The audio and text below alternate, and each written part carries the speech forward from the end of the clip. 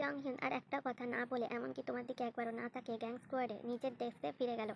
তুমিও নিজের যাবতীয় জিনিস নিয়ে জংহিউনের পাশে খালি ডেস্কে নিয়ে গেলে। সবকিছু ভীষণ তাড়াতাড়ি হয়ে গেল। জংহিউন নিজের হাতের ফাইলটা বন্ধ করে একটা নিঃশ্বাস ছেড়ে তোমার দিকে তাকালো।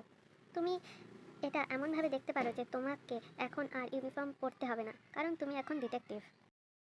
কিন্তু আমি আমার ইউনিফর্ম খুব পছন্দ করি। যাই হোক, আমি এই ব্যাপারটায় খুব খুশি হইনি।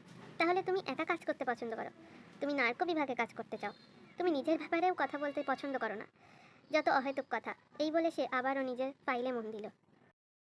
ও হয়তো দেখতে গুড লুকিং, কিন্তু ভীষণ ঠিক আছে, আবার চেষ্টা করা যাক। দেখো জংহিয়ন, হ্যাঁ, যদি আমাদের একসাথে কাজ করতে হয় তাহলে আমাদের একে অন্যের জানতে হবে ও সাহায্য করতে হবে। আচ্ছা, তাহলে তুমি বলো তোমার মাথায় কী চলছে? কেননা কোথাও আজ ডিনার করি, আমরা যখন এখন সহকর্মী। আচ্ছা ঠিক আছে, চলো আমাকে আমার ইউনিফর্মটা চেঞ্জ করতে দাও তাড়াতাড়ি। ঠিক আছে, আমি ততক্ষণ গাড়ির কাছে ওয়েট করছি। তুমি তোমার নতুন সহকর্মী সম্পর্কে চিন্তা করো। ও কিছুটা চেনা চেনা মতো মনে হয়, যেন আগেও আমি ওর সাথে কোথাও দেখা করেছি। তাহলে যাওয়ার জন্য তৈরি? হ্যাঁ, কিন্তু আমরা কোথায় যাচ্ছি? তুমি কোরিয়ান ফুড খাও? হ্যাঁ, আই লাভ কোরিয়ান ফুড, বিশেষ করে রামেন। ঠিক আছে, চলো তাহলে। Mister Jung Hyun, same table as always? হ্যাঁ অবশ্যই, অ্যাজ অলওয়েজ। তুমি এখানে প্রায়ই আসো তাহলে? হ্যাঁ, এখানকার খাবারগুলো সব অথেন্টিক, আর এখানে লোকজনও খুব ভালো। ওয়েটার তোমাকে একটা মেনু দিল। এই সন্ধ্যায় আমি আপনাদের জন্য কী নিয়ে আসবো? এখানে মেনু খুবই সুন্দর। আমি ব্ল্যাক বিন নুডলস নেব। ভালো পছন্দ। তোমার নতুন সহকর্মী কোরিয়ান ভাষায় নিজের অর্ডার দিল। তুমি কোরিয়ান আমেরিকান? হ্যাঁ। তাই কি তুমি জিয়ন ফ্যামিলি সম্পর্কে ইনভেস্টিগেশন করছো? কারণ তুমি নিজে কোরিয়ান তাই? কিছুটা সেরকম। ততক্ষণে তোমাদের খাবার চলে এলো। ওহ, খুব সুন্দর গন্ধ বের হচ্ছে। তুমি জিয়ন ফ্যামিলি সম্পর্কে কি কিছু জানো? খুব বেশি কিছু নয়। জিয়ন জংকুক এই মাফিয়া গ্রুপের বস। এই গ্রুপের বস তখন হয় যখন সেই সময়ের বস ওর বাবা একটা শত্রুপক্ষের দ্বারা খুন হয়। জিয়ন ফ্যামিলি নিউ ইয়র্কের সবথেকে শক্তিশালী এশিয়ান মাফিয়া ফ্যামিলি। আমরা যদি এদের ধরতে পারি তাহলে নিউ ইয়র্কের মাফিয়াদের দৌরাত্ম্য অনেক কমে যাবে। তুমি ঠিক বলেছ। তাহলে সত্যিই তুমি আগে কখনো কোনো সহকর্মীর সাথে কাজ করনি? হ্যাঁ, আমি একা একাই কাজ করতে পছন্দ করি, আর কেউ আমার সাথেও তেমন কাজ করতে চায় না। হ্যাঁ, এটা অবশ্য বিস্ময়কর নয়। হ্যাঁ, প্রথম ইমপ্রেশন কি এতটাই খারাপ ছিল? তুমি পৃথিবীর সব থেকে ফ্রেন্ডলি পারসন নও, এটা তুমি জানো। তোমাকে আমার প্রিয় রেস্টুরেন্টে নিয়ে আসার পরও নয়? ঠিক আছে, এখানে তোমাকে কিছুটা পয়েন্ট দেওয়াই যায়। তুমি নার্কো নিয়ে কাজ করতে কেন চাও? তুমি একটা বড় নিঃশ্বাস নিয়ে বলতে শুরু করো। আমি যখন ছোট ছিলাম, বলা যাক, আমার ব্যক্তিগত কারণের জন্য আমি এই ধরনের ঘৃণা করি। চাই না অন্য কোনো ফ্যামিলি এদের দ্বারা কোনোভাবে ক্ষতিগ্রস্ত হোক। জংহিউক তোমার দিকে তাকায়। কি হয়েছে? তুমি আমার দিকে অমন করে তাকিয়ে আছো কেন? তুমি জানো, আমি যতটা ভেবেছিলাম তার থেকে বেশি মিল আছে আমার আর তোমার মধ্যে। এটা ভালো না খারাপ আমি এখনো জানি না। তাহলে কত দিন ধরে তুমি এই কেসের উপর কাজ করছো? তা প্রায় 8 মাস। ও, তাহলে এটা খুবই জরুরি। হ্যাঁ, হ্যাঁ, কিছুটা তাই। এবার তুমি ওর মুখের দিকে ভালো করে তাকাও। আমার মুখে কি কিছু লেগে আছে? না, শুধু আমার মনে হচ্ছে তোমার মুখটা খুবই চেনা চেনা। আমাদের কি আগে কখনো দেখা ছিল? আমরা একই বিল্ডিংয়ে কাজ করি। অবশ্যই আমাদের দেখে মনে হবে চেনা চেনা। এটা সেরকম নয়। এটা যেন তোমার মুখটা আমার অন্য কারোর মুখের কথা মনে করিয়ে দিচ্ছে। আমি ঠিক মনে করতে পারছি না। জংহিয়ং হাতে চপস্টিক নিচে রেখে দেয়। আমার খাওয়া শেষ হয়ে গেছে। তোমার হয়েছে? আই এম সরি, আমি কিচ্ছু ভুল বললাম? ও নিজের ন্যাপকিন টেবিলে রেখে উঠে দাঁড়ায়। চলো, আমি তোমাকে তোমার বাড়ি পৌঁছে দেবো। বাড়ি পৌঁছে দেওয়ার জন্য ধন্যবাদ। কোনো ব্যাপার না, গুড নাইট। আর ধন্যবাদ তোমাকে এত ভালো একটা রেস্টুরেন্টে নিয়ে যাওয়ার জন্য। কোনো ব্যাপার না, আমি খুশি যে তোমার পছন্দ হয়েছে। আর একসাথে ডিনার করার আইডিয়াটাও সত্যি ভালো ছিল। আমি খুশি যে তুমিও এটা মনে করো। আর আমি দুঃখিত যে আমি অতটা কথা বলি না। ও, তাহলে তুমি এটা বুঝতে পারো। গুড নাইট, কাল দেখা হবে। তুমি তোমার পিছনে গাড়ির দরজা বন্ধ করে দাও। সকালে জানলা দিয়ে হালকা রোদ তোমার মুখে এসে পড়ায় তোমার ঘুম ভেঙে যায়। তুমি স্নান করে একটা সুতির সাদা জামা আর একটা কালো ট্রাউজার পরো এবং রেডি হয়ে পুলিশ স্টেশনে যাওয়ার জন্য বের হও।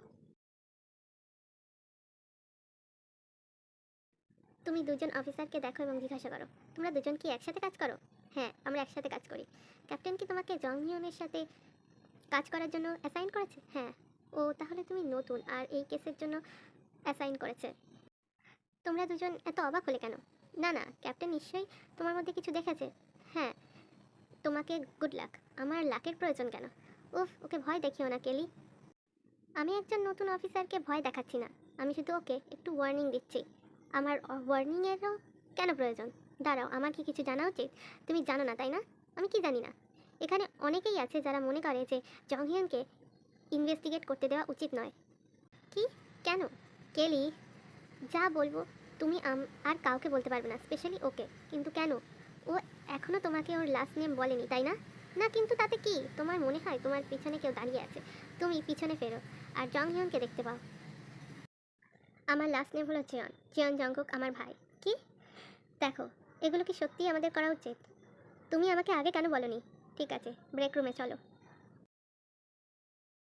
তুমি কখন আমাকে বলতে চলেছিলে? এটা কি কোনো তফাৎ তৈরি করে? অবশ্যই করে। তুমি মাফিয়া ফ্যামিলির সঙ্গে যুক্ত, ওটা তোমার নিজের ফ্যামিলি, কিন্তু অনেক দিন তাদের সাথে আমার কোনো সম্পর্ক নেই। কিন্তু তোমার মনে হয় আমি তলে তলে মাফিয়াদের সাহায্য করব? না, আমি শুধু ভেবেছিলাম এমন কিছু তুমি আমাকে বলবে। তুমি এমন কি করে ভাবতে পারো? আমি বাইরের লোকের কাছ থেকে এটা জানতে পেরেছি। আমরা দুজনে একসাথে কাজ করছি, আমার জানার অধিকার ছিল। আমাকে সব খুলে বলো। এখানে আর কিছু নেই জানার। তুমি কেন একজন অফিসার?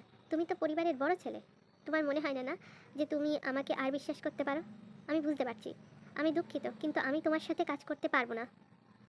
আমি তোমাকে এই ব্যাপারে দোষ দিতে পারি না। তুমি চাইলে ক্যাপ্টেনকে গিয়ে বলতেই পারো যে তুমি অন্য আরেকজনের সাথে কাজ করতে চাও, গিয়ে অন্য কোনো পার্টনার চাও। এই বলে সে সেখান থেকে বেরিয়ে যায়। তুমি দরজার সামনে গিয়ে ভিতরে যাবার অনুমতি চাও। ভিতরে এসো ক্যাপ্টেন, আমি ওর সাথে কাজ করতে পারবো না। তোমাকে কি অন্যেরা ওর লাস্টে বলেছে? না, বলতে যাচ্ছিল কিন্তু এসে বলেছে। কিন্তু ওর আমাকে আগেই বলা উচিত ছিল। তাই দয়া করে আমার অন্য কোনো পার্টনারের সঙ্গে অ্যাসাইন করুন। আমার ওর প্রতি কোনো অবিশ্বাস নেই। ও নিজেকে বছরের পর বছর প্রমাণ করেছে। ক্যাপ্টেন নিজের ফোন তুলে কাউকে ফোন করলো। জংহিয়ন, একবার আমার অফিসে এসো। জংহিয়ন ক্যাপ্টেনের অফিসে ঢুকলো। তুমি কি কিছু বলতে চাও? আমার মনে হয় আমরা একটা ব্রেক থ্রু পেয়েছি। আপনার মনে আছে সেই ইনফরমারের কথা যার সাথে আমি অনেক দিন ধরে যোগাযোগ করছিলাম? মিনহো? হ্যাঁ, সে আমাকে একটা টিপ দিয়েছে আজ সকালে। তোমার কি মনে হয় এটা আমাদের একটা চান্স হতে পারে? এটা অবশ্যই হতে পারে। তাহলে দেখো, আমরা যদি একটা রেড অর্গানাইজ করতে পারি আর তাদের রেড হ্যান্ডেড ধরতে পারি। হ্যাঁ ক্যাপ্টেন, ঠিক আছে, তোমরা দুজনেই এখন যাও। প্রায় সারাদিনই সেই পাওয়া টিপটা নিয়ে আলোচনা এবং প্ল্যানিং করার পর তুমি স্টেশনের বাইরে আসো। বাড়ি যাওয়ার আগে তুমি তোমার বোন লিলিকে ফোন করো। ওয়াইয়েন, লিলি, তুমি আজ কেমন বোধ করছো? প্রায় একই রকম। কেন, কি হয়েছে? আমি শুধু এটা বলার জন্য ফোন করেছিলাম যে আমি বাড়ি ফেরার পথে হসপিটাল যাচ্ছি তোমার সাথে দেখা করতে। তুমি সত্যি বলছো? কিন্তু তোমার রোজ এখানে আসার দরকার নেই। আমি জানি তুমি সারাদিন অনেক কষ্ট করো, তুমি ক্লান্ত হয়ে যাবে। তুমি কি পাগল হয়েছো? আমি এখানে তোমার সাথে থাকতে চাই, আমি তোমাকে দেখতে চাই। আমি জানি আমরা একে অন্যের একমাত্র পরিবার, আর আমি তোমাকে ভালোবাসি। আমিও তোমাকে খুব ভালোবাসি। লিলিকে দেখতে আরও অনেক ফ্যাকাশে আর বেশি রোগা লাগছে আগের দিন যেমন দেখে গিয়েছিলে তার থেকে। আর সেটা মাত্র 2 দিন আগে ছিল। আমার সব থেকে প্রিয় বোন এসেছে। আমি তোমার একমাত্র দিদি, পাগল। তুমি ওরকমভাবে আমার দিকে তাকানো বন্ধ করো। আমি শুধু তোমাকে খুব মিস করছিলাম তাই। আমি জানি এই হসপিটালের সবুজ রঙের জামাটা আমার উপর ঠিক স্যুট করে না। তুমি কি ঠিক করে খাবার দাওয়া করছো? আমি জানি হসপিটালের খাবার খুব ভালো নয়। হ্যাঁ, আমি খুব একটা বেশি খেতে পারছি না যবে থেকে আমার কেমোথেরাপি শুরু হয়েছে। যাই হোক, আমি অনেক দিন ধরে ওজন কমাতে চাইছিলাম আর আমি তাতে সাকসেসফুল হয়ে গেছি। এখন শুধু আমার চুল পড়ে যাওয়া বাকি, তারপর হয়তো আমি আরও সুন্দরী হয়ে যাব। লিলি, আমি ভালোই আছি সত্যি। এবার বলো তোমার কাজ কেমন চলছে? আমি গ্যাং স্কোয়াডে ট্রান্সফার হয়েছি। আমি ডিটেকটিভ হিসেবে প্রমোশন পেয়েছি। সত্যি, এটা খুব ভালো খবর। ঠিক এই সময় ডাক্তার ঘরে ঢুকলো। ও মিস ওয়াইয়েন, আমি ট্রিটমেন্ট অপশনগুলো নিয়ে ওর সাথে কথা বলেছিলাম। সত্যি? ট্রিটমেন্ট খুব দামি, তুমি কি করে টাকা দেবে? আমি কোনো না কোনো রাস্তা বার করতে পারবো। আর লিলি, যদি এটা একমাত্র রাস্তা হয় তোমাকে সারিয়ে তোলার, আমাকে এটা করতেই হবে। আমি ঠিক আছি। কিছু সময় তোমার বোনের সাথে কথা বলার পর তুমি হসপিটাল থেকে বেরিয়ে আসো। এরপর তুমি সোজা হসপিটালের পার্কিংয়ে আসো। কিন্তু আজ হসপিটালের পার্কিং প্রায় খালি। তোমার ব্যাগে গাড়ির চাবি খুঁজতে খুঁজতে তোমার গাড়ির দিকে হাঁটতে থাকো। হঠাৎ এই তুমি কারুর পায়ের শব্দ শুনতে পাও তোমার পিছনে। তুমি চেষ্টা করো শান্ত থাকার এবং ঘুরে পিছনের দিকে দেখতে যে তোমার পিছনে কে আছে। আমি কি আপনার কোনোভাবে সাহায্য করতে পারি? কিন্তু তুমি কিছু বুঝতে পারার আগেই একটা শক্তিশালী হাত তোমার মুখের উপর তীব্র একটা গন্ধওয়ালা একটা কাপড় চেপে ধরে। তুমি নিজেকে ছাড়াতে চেষ্টা করো, কিন্তু তোমার চারপাশ অন্ধকার হয়ে আসে এবং তুমি জ্ঞান হারিয়ে যাও।